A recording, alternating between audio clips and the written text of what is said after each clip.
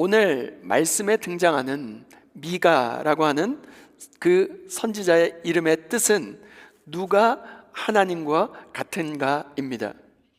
미가 선지자가 살았던 시대는 어떤 시대였을까요?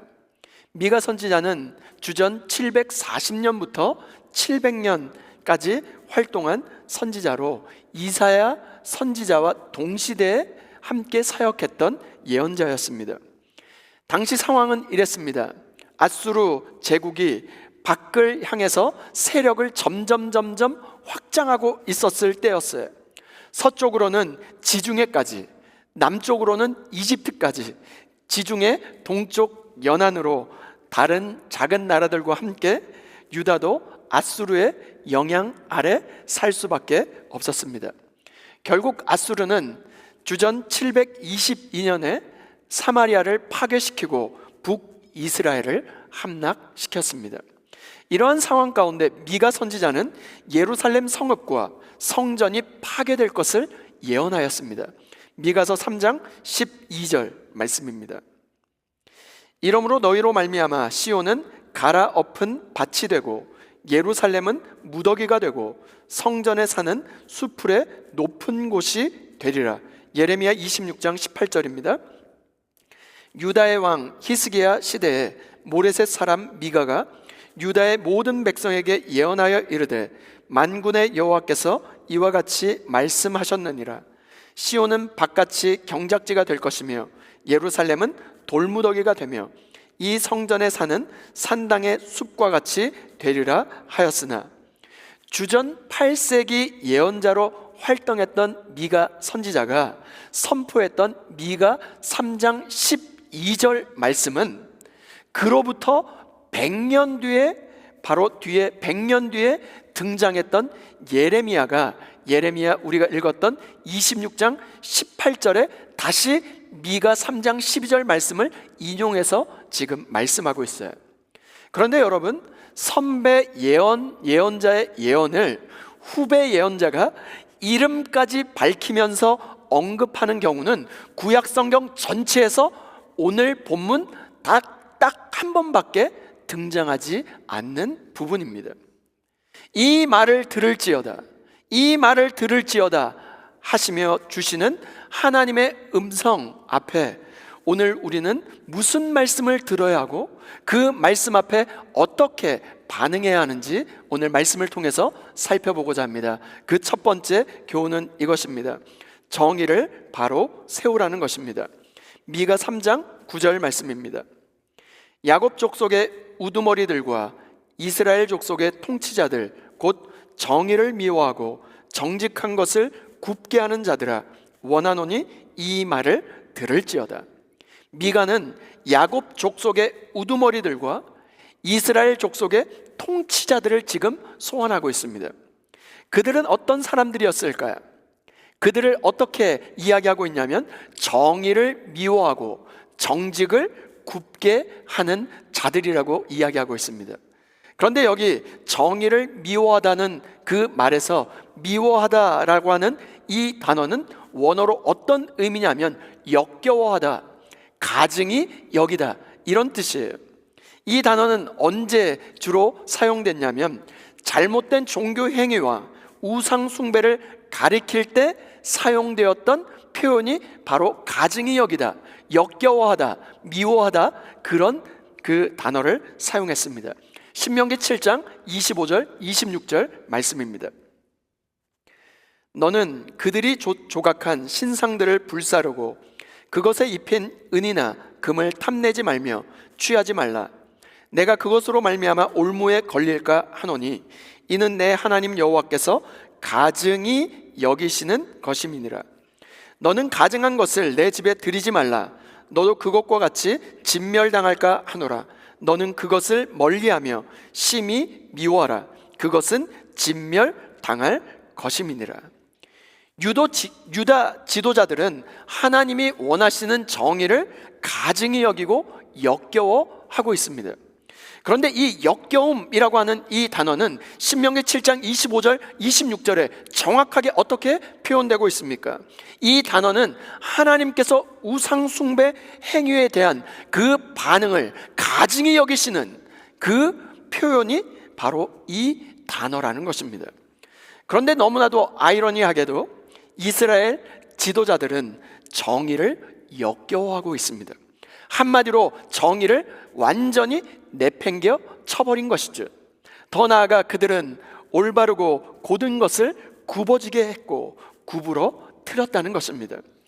그들은 백성들을 바르게 다스리고 백성들에게 정말로 온전히 그 길을, 바른 길을 보여주는 대신 폭력과 거짓말로 백성들을 파멸로 이끌어 버린 것입니다. 지금 미가 선지자는 분노에 차서 지금 외치고 있습니다. 자신들에게 주어진 최소한의 그 의무, 정의를 바로 세워야 될 바로 그들이 오히려 정의를 굽어지게 만들고, 그리고 그 정의를 가증히 여길 뿐 아니라 역겨워하고 있음을 지금 고발하고 있는 것이죠. 주 안에 사랑하는 여러분, 미가의 고발을 오늘 우리가 피해갈 수 있을까요? 미가가 지금 이렇게 외치고 있는 이 외침을 우리가 피해갈 수 있을까요? 미가서 3장 10절 말씀입니다. 시온을 피로 예루살렘을 죄악으로 건축하는도다. 여러분, 여행하시면서 중국의 만리장성을 가보셨습니까? 만리장성은 정말로 어마어마한 규모입니다. 진시황은 초기에 만리장성을 건축할 무렵에 초기에 무려 30만 명의 인원을 동원했다고 합니다. 만리장성을 쌓을 때 3교대로 연 어느 정도의 인원이 동원됐냐면 1억 3,500만 명의 군인과 인부들이 동원되었다라고 이야기합니다.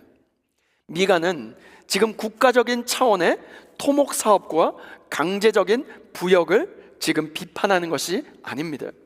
미가가 지금 고발하고 있고 문제 삼은 것이 무엇일까요? 그들이 일하는 실행 방식을 꼬집고 지금 고발하고 있는 것입니다. 미가는 시온과 예루살렘이 피로, 죄악으로 건축되었다는 것을 지금 고발하고 있는 것입니다. 온갖 불법과 잔인함으로 행해지는 그 건축 행위 때문에 무고한 백성들이 고통을 당하고 부상을 당하고 죽임을 당하는 그 현실을 고발하고 있는 것입니다. 권력 중심부에 있는 사람들은 그 예루살렘 아름다운 그 성읍 한복판에서 웅장하게 자리한 건축의 그 외형을 바라보면서 정말로 거기에 도취되어 있는 바로 그때였습니다. 미가는 지금 아름답고 웅장한 건물의 배후에서 감추어져 있는 그 무언가를 꿰뚫어 보고 있었다는 것입니다. 미가서 3장 11절 말씀입니다. 그들의 우두머리들은 뇌물을 위하여 재판하며 그들의 제사장은 삭을 위하여 교훈하며 그들의 선지자는 돈을 위하여 점을 치면서도 여호와를 의뢰하여 이르기를 여호와께서 우리 중에 계시지 아니하냐, 재앙이 우리에게 임하지 아니하리라 하는도다. 여기 등장하고 있는 대표적인 지도자들이 누구를 가리키고 있을까요? 우두머리들은 물질에, 뇌물에 매수되어 있었습니다. 우두머리들은 누구를 지칭하고 있냐면 재판관들을 지금 의미하는 것입니다. 재판관들은 누구보다도 사회 정의를 실현해야 하는 대상들이 아니었을까요? 그러나 그들은 뇌물수수와 돈으로 매수돼서 정의를 완전히 사라져버리게 만들었다는 것입니다. 그 다음으로 제사장들은 어땠을까요? 제사장들은 제2 전문가들입니다. 하나님과 사람과의 만남을 매개해주는 중재자가 아닙니까? 제사장을 통하지 않고는 어느 누구도 여호와 하나님께 나아갈 자가 없었습니다. 제사장은 성소에서 율법을 가르치는 책임을 맡은 자들이었습니다. 하지만 거룩한 성소에서 일하는 제사장들조차 삭을 위하여 이 돈을 받고 그들이 원하는 듣기 좋은 말을 교훈하고 있었다는 것입니다. 사꾼이 되어버렸고 그들도 타락해 버렸습니다. 즉 하나님 앞에 억울함을 토로하고 해결받을 길이 원천적으로 봉쇄되어 버렸고 차단되어 버린 것이죠. 그렇다면 예언자들은 어땠을까요? 안타깝게도 하나님께서 맡겨주신 말씀을 전달해야 될 예언자들 역시 돈에 매수되어 버렸습니다. 예언자들은 이스라엘 백성들을 위하여 끊임없이 중보하고 백성에게 그 시대에 주어진 살아있는 생명의 말씀을 전달해야 될 책임이 주어졌습니다. 그러나 그들도 자신들의 거룩한 직임을 돈벌이의 수단으로 오염시키고 말았던 것입니다. 한 국가의 중추적인 역할을 담당해야 될 재판관들, 우두머리들은 뇌물에 길들여져 버렸고, 제사장들은 하나님의 율법을 시장에 사고 파는 물건으로 전락시켜 버렸습니다. 예언자들은 자신들의 소명을 돈 버는 수단으로 만들어 버렸습니다. 한마디로 돈을 위해서 재판관들은 법을 팔았고, 제사장들은 율법을 팔았고, 예언자들은 자신의 사명을 팔아버린 것입니다. 주 안에 사랑하는 여러분, 이것이 이들만의 문제였을까요? 오늘 우리는 어떻습니까? 물질 만능주의 시대에 우리는 살아가고 있습니다. 돈 하면서 우리의 눈에 더 이상 하나님이 보이지 않고, 더 이상 눈물 흘리고 신음하고 있는 이웃이 보이지 않는 돈의 노예로 살아가고 있지는 않습니까? 더욱더 안타까운 현실이 무엇이었냐면, 그들은 스스로 하나님과 최상의 관계를 유지하고 있다고 굳게 믿고 살아가고 있었다는 거예요. 무슨 말입니까? 경건의 가면을 쓰고 살아가고 있다는 것입니다. 그들의 머리에는 온통 돈만을 생각하면서도 입술로는 하나님을 말하고 있었다는 것입니다. 하나님의 영광을 위하여 하나님을 내세우고 하나님의 이름을 들먹이고 있기는 하지만 내면 깊숙이, 자신의 모든 뼛속 깊숙이 지금 흐르고 있는 것은 내 자신의 유익, 만족, 결국 돈의 흐름을 따르고 있었다는 것입니다. 미가서 3장 11절 하반절 말씀입니다. 여호와께서 우리 중에 계시지 아니하냐?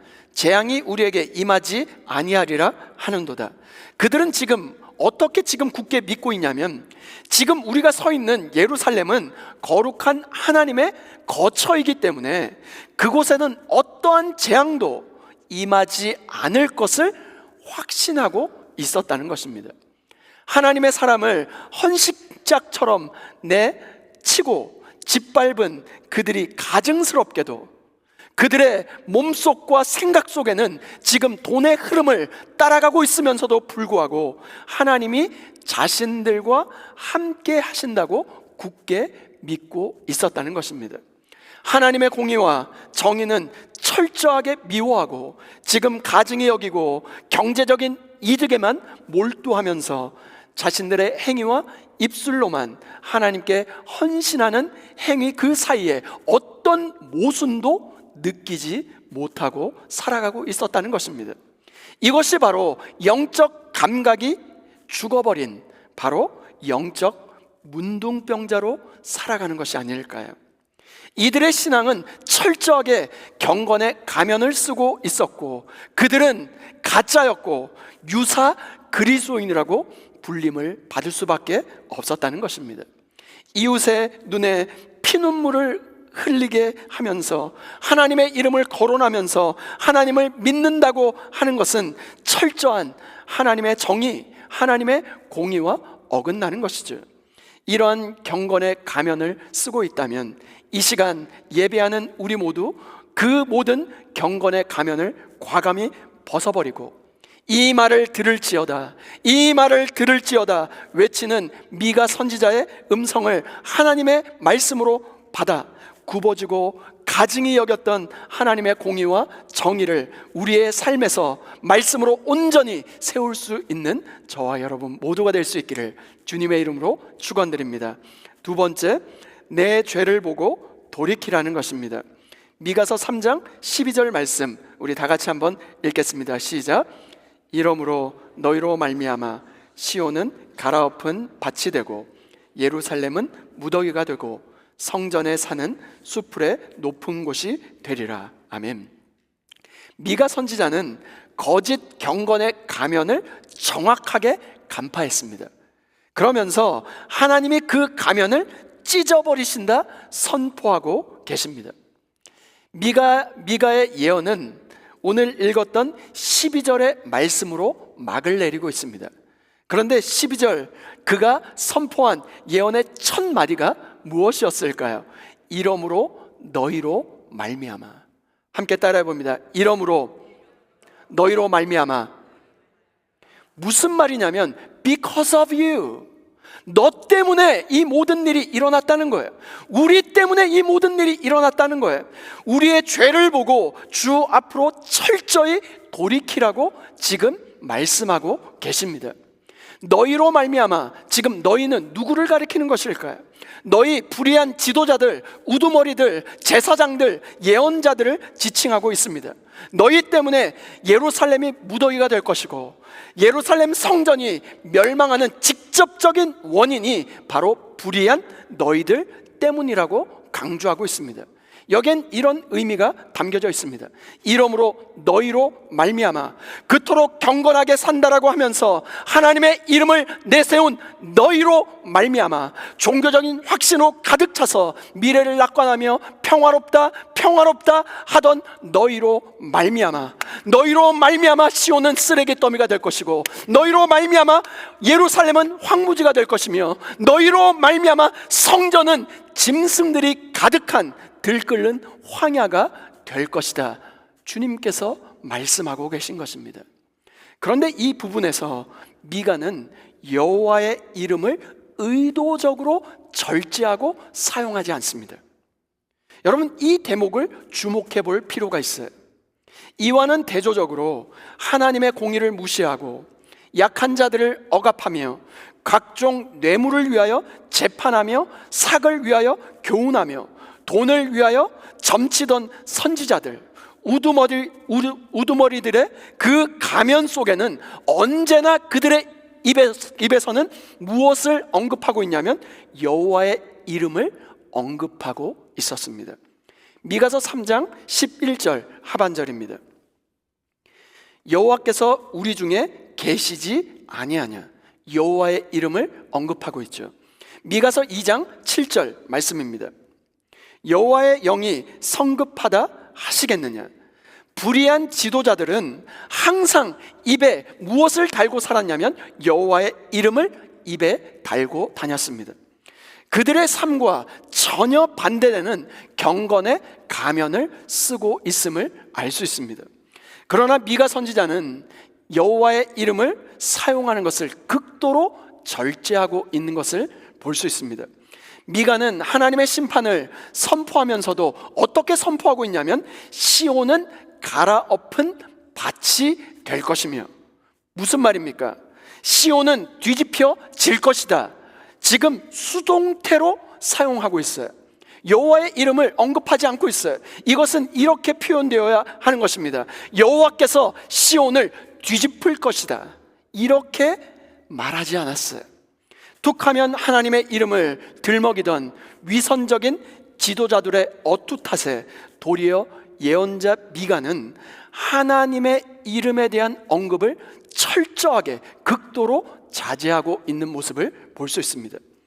여러분, 주여 주여 하는 자마다 하늘에 천국에 들어갈 것이 아니요, 주님의 이름만을 외치면 바로 천국에 들어가는 것입니까? 하나님의 뜻, 아버지의 뜻을 행하지 않았던 자들을 주님께서, 예수님께서 거절하지 않으셨습니까? 마태복음 7장 21절 말씀 우리 다 같이 한번 읽겠습니다. 시작. 나더러 주여 주여 하는 자마다 다 천국에 들어갈 것이 아니요 다만 하늘에 계신 내 아버지의 뜻대로 행하는 자라야 들어가리라. 아멘. 당시 억울한 일을 당한 자들이 한 재판관에게 달려갑니다. 재판관에게서 또 다른 재판관에게, 재판관에게서 제사장에게, 제사장에게서로부터 지금 예언자에게로 달려갑니다.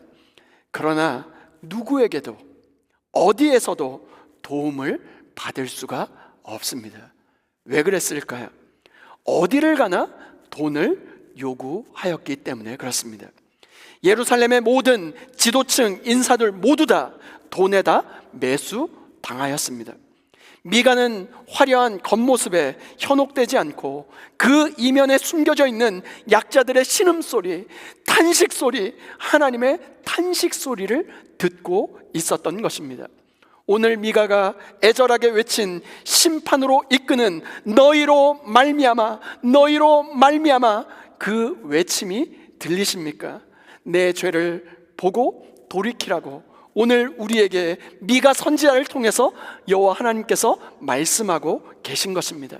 내 죄를 보고 주 앞으로 돌이킴으로 말미암아 심판으로 이끄는 너희로 말미암아가 아니라 구원으로 이끄시는 구주 예수 그리스도로 말미암아 구원받은 우리로 말미암아로 변화될 수 있는 저와 여러분 모두가 될 수 있기를 주님의 이름으로 축원드립니다.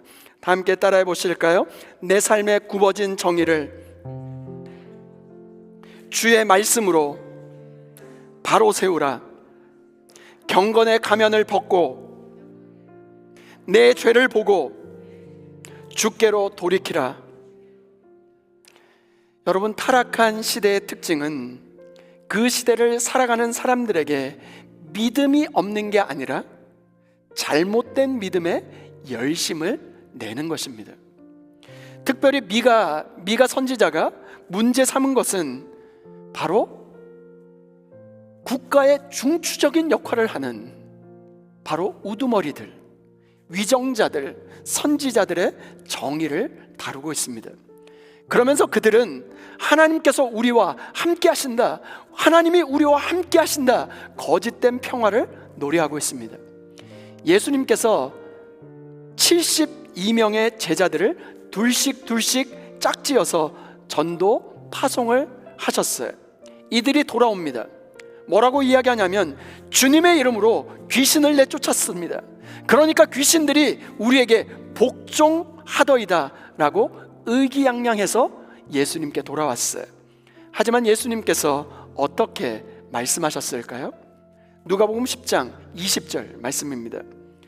그러나 귀신들이 너희에게 항복하는 것으로 기뻐하지 말고 너희 이름이 하늘에 기록된 것으로 기뻐하라 하시니라. 제자들이 정말로 기뻐해야 될 일들은 사단이 불의가 정말로 내 앞에 굴복한 것에 있지 아니하고 너희의 이름이 하늘에 기록된 데 있음에 기뻐하라고 말씀하셨어요. 여러분, 이름이라고 하는 것은 존재를 총칭하는 히브리적 사상의 표현입니다. 업적에 대응하는 말이기도 하죠. 하나님께서 우리를 업적으로 기억하지 않고 구주 예수 그리스도의 십자가의 보혈로 말미암아 바로 주님과 연합된 바로 그 이름, 구원의 그 이름으로 존재로 기억하신다는 것입니다. 그러나 세상은 어떻습니까? 쌓은 업적, 실적으로 기억합니다. 그가 남긴 것이 무엇인가? 그가 남긴 그 무엇으로 우리의 인생을, 우리의 삶을 평가하는 것이죠. 그런데 하나님께서는 그런 업적으로 기억하지 아니하시고 그 존재로, 구주 예수 그리스도와 연합된 바로 그 이름, 그 존재로 기억하신다는 것이 얼마나 경이롭습니까? 그리스도인에게 승리는 적을 무너뜨리거나 업적을 쌓는 데 있지 아니하고 하늘 생명책에 바로 우리의 이름이 기록되는 데 있음을 믿으시길 바랍니다. 오늘 말씀을 마무리하면서 시인 박목월 시인의 계한이라는 시로 말씀을 마무리하고자 합니다. 제가 한번 읽어드릴게요. 계한. 나이 60에 겨우 꽃으로 볼 수 있는 눈이 열렸다. 신이 지으신 오묘한 그것으로 볼 수 있는 흐리지 않은 눈, 어설픈 나의 주관적인 감정으로 채색하지 않고 있는 그대로의 꽃, 불꽃을 불꽃으로 볼 수 있는 눈이 열렸다. 세상은 너무나 아름답고 충만하고 풍부하다. 신이 지으신 있는 그것을 그대로 볼 수 있는 지복한 눈. 이제 내가 무엇을 노래하랴. 신의 옆자리로 살며시 다가가 아름답습니다. 그렇게 고백해야겠다. 주 안에 사랑하는 여러분, 이번 한 주 이 말을 들을지어다 하시는 하나님의 음성에 반응하여 경건의 가면을 벗어버리고 하나님의 공의와 정의의 눈을 떠 주님 보시기에 바른 길을 내는데 쓰임받을 수 있는 이번 한 주가 될 수 있기를 주님의 이름으로 축원드립니다. 말씀을 준비하면서 제 마음속에 찬송가 한 장이 떠올랐어요. 그 후렴이 이렇습니다. 좁은 길을 걸으며 밤낮 기뻐하는 것, 주의 영이 함께 함이라. 주의 성령께서 우리의 연약함을 도우실 것입니다. 주님과 함께 걸어갈 때 이 좁은 길을 걸어가면서 정말로 순례의 길을 걸어가면서 밤낮 기뻐하며 주님의 손을 꼭 붙잡고 걸어갈 수 있는 저와 여러분 모두가 될 수 있기를 주님의 이름으로 축원드립니다. 이 시간